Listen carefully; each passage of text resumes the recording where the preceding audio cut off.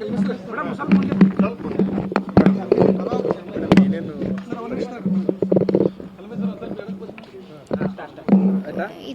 ಇನಾಮ್ ವೀರಾಪುರ ಗ್ರಾಮದಲ್ಲಿ ಕಳೆದ 21ನೇ ತಾರೀಕು ಡಿಸೆಂಬರ್ ತಿಂಗಳಲ್ಲಿ ಏನು ಘಟನೆ ನಡೆದಿದೆ.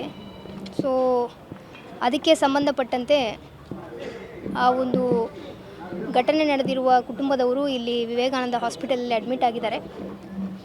ಸೊ ಈಗ ಅವ್ರಿಗೆ ಏನೇನು ಟ್ರೀಟ್ಮೆಂಟ್ಗಳು ಬೇಕು ಅದನ್ನು ಸರ್ಕಾರ ವತಿಯಿಂದನೇ ಮಾಡೋಕ್ಕೆ ಈಗಾಗಲೇ ಸೂಚನೆ ಕೊಟ್ಟು ನಮ್ಮ ಸಮಾಜ ಕಲ್ಯಾಣ ಇಲಾಖೆ ಅಧಿಕಾರಿಯನ್ನು ಕೂಡ ಇಲ್ಲಿ ನಿಯೋಜಿಸಿ ಅವ್ರ ಜೊತೆಗೆ ಇದ್ದಾರೆ.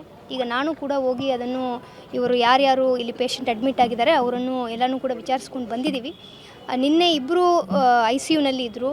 ಅದರಲ್ಲಿ ಒಬ್ಬರು ಈಗ ಗುಣಮುಖರಾಗಿ ಈಗ ನಾರ್ಮಲ್ ವಾರ್ಡ್ಗೆ ಶಿಫ್ಟ್ ಆಗಿದ್ದಾರೆ. ಅಂದರೆ ಆ ಹುಡುಗರು ಒಂದು ದೊಡ್ಡಪ್ಪ ಯಾರಿದ್ದರು ಅವರು ಈಗ ICUಯಿಂದ ಶಿಫ್ಟ್ ಆಗಿ ಈಗ ನಾರ್ಮಲ್ ವಾರ್ಡ್ಗೆ ಬಂದಿದ್ದಾರೆ.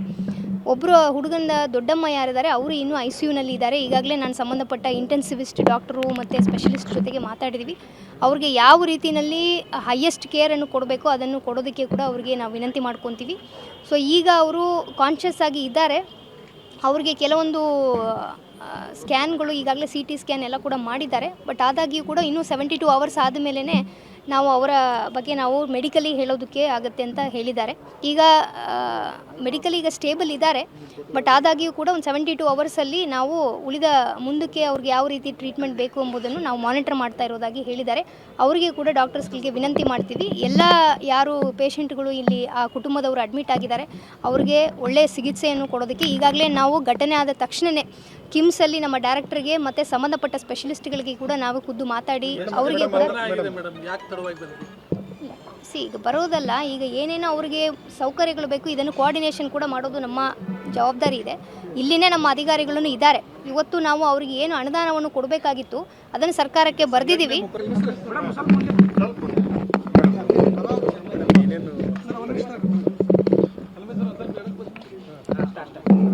ಇದೇನು ಇನಾಮ್ ವೀರಾಪುರ ಗ್ರಾಮದಲ್ಲಿ ಕಳೆದ 21ನೇ ತಾರೀಕು ಡಿಸೆಂಬರ್ ತಿಂಗಳಲ್ಲಿ ಏನು ಘಟನೆ ನಡೆದಿದೆ. ಸೊ ಅದಕ್ಕೆ ಸಂಬಂಧಪಟ್ಟಂತೆ ಆ ಒಂದು ಘಟನೆ ನಡೆದಿರುವ ಕುಟುಂಬದವರು ಇಲ್ಲಿ ವಿವೇಕಾನಂದ ಹಾಸ್ಪಿಟಲಲ್ಲಿ ಅಡ್ಮಿಟ್ ಆಗಿದ್ದಾರೆ.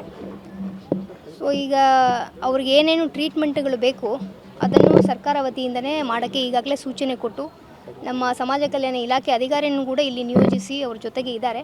ಈಗ ನಾನು ಕೂಡ ಹೋಗಿ ಅದನ್ನು ಇವರು ಯಾರ್ಯಾರು ಇಲ್ಲಿ ಪೇಷಂಟ್ ಅಡ್ಮಿಟ್ ಆಗಿದ್ದಾರೆ ಅವರನ್ನು ಎಲ್ಲನೂ ಕೂಡ ವಿಚಾರಿಸ್ಕೊಂಡು ಬಂದಿದ್ದೀವಿ.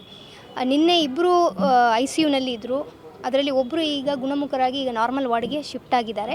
ಅಂದರೆ ಆ ಹುಡುಗರು ಒಂದು ದೊಡ್ಡಪ್ಪ ಯಾರಿದ್ದರು ಅವರು ಈಗ ICUಯಿಂದ ಶಿಫ್ಟ್ ಆಗಿ ಈಗ ನಾರ್ಮಲ್ ವಾರ್ಡ್ಗೆ ಬಂದಿದ್ದಾರೆ. ಒಬ್ಬರು ಹುಡುಗನ ದೊಡ್ಡಮ್ಮ ಯಾರಿದ್ದಾರೆ ಅವರು ಇನ್ನೂ ICUನಲ್ಲಿ ಇದ್ದಾರೆ. ಈಗಾಗಲೇ ನಾನು ಸಂಬಂಧಪಟ್ಟ ಇಂಟೆನ್ಸಿವಿಸ್ಟ್ ಡಾಕ್ಟರು ಮತ್ತು ಸ್ಪೆಷಲಿಸ್ಟ್ ಜೊತೆಗೆ ಮಾತಾಡಿದ್ದೀವಿ. ಅವ್ರಿಗೆ ಯಾವ ರೀತಿಯಲ್ಲಿ ಹೈಯೆಸ್ಟ್ ಕೇರನ್ನು ಕೊಡಬೇಕು ಅದನ್ನು ಕೊಡೋದಕ್ಕೆ ಕೂಡ ಅವ್ರಿಗೆ ನಾವು ವಿನಂತಿ ಮಾಡ್ಕೊತೀವಿ. ಸೊ ಈಗ ಅವರು ಕಾನ್ಷಿಯಸ್ ಆಗಿ ಇದ್ದಾರೆ. ಅವ್ರಿಗೆ ಕೆಲವೊಂದು ಸ್ಕ್ಯಾನ್ಗಳು ಈಗಾಗಲೇ CT ಸ್ಕ್ಯಾನ್ ಎಲ್ಲ ಕೂಡ ಮಾಡಿದ್ದಾರೆ. ಬಟ್ ಆದಾಗ್ಯೂ ಕೂಡ ಇನ್ನೂ 72 ಅವರ್ಸ್ ಆದಮೇಲೆ ನಾವು ಅವರ ಬಗ್ಗೆ ನಾವು ಮೆಡಿಕಲಿ ಹೇಳೋದಕ್ಕೆ ಆಗುತ್ತೆ ಅಂತ ಹೇಳಿದ್ದಾರೆ. ಈಗ ಮೆಡಿಕಲಿ ಈಗ ಸ್ಟೇಬಲ್ ಇದ್ದಾರೆ. ಬಟ್ ಆದಾಗ್ಯೂ ಕೂಡ ಒಂದು 72 ಅವರ್ಸಲ್ಲಿ ನಾವು ಉಳಿದ ಮುಂದಕ್ಕೆ ಅವ್ರಿಗೆ ಯಾವ ರೀತಿ ಟ್ರೀಟ್ಮೆಂಟ್ ಬೇಕು ಎಂಬುದನ್ನು ನಾವು ಮಾನಿಟರ್ ಮಾಡ್ತಾ ಇರೋದಾಗಿ ಹೇಳಿದ್ದಾರೆ.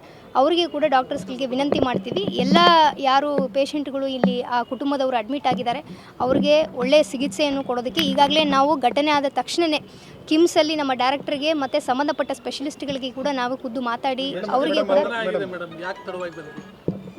ಈಗ ಬರೋದಲ್ಲ, ಈಗ ಏನೇನೋ ಅವರಿಗೆ ಸೌಕರ್ಯಗಳು ಬೇಕು ಇದನ್ನು ಕೋಆರ್ಡಿನೇಷನ್ ಕೂಡ ಮಾಡೋದು ನಮ್ಮ ಜವಾಬ್ದಾರಿ ಇದೆ. ಇಲ್ಲಿನೇ ನಮ್ಮ ಅಧಿಕಾರಿಗಳನ್ನು ಇದ್ದಾರೆ. ಇವತ್ತು ನಾವು ಅವರಿಗೆ ಏನು ಅನುದಾನವನ್ನು ಕೊಡಬೇಕಾಗಿತ್ತು ಅದನ್ನು ಸರ್ಕಾರಕ್ಕೆ ಬರೆದಿದ್ದೀವಿ.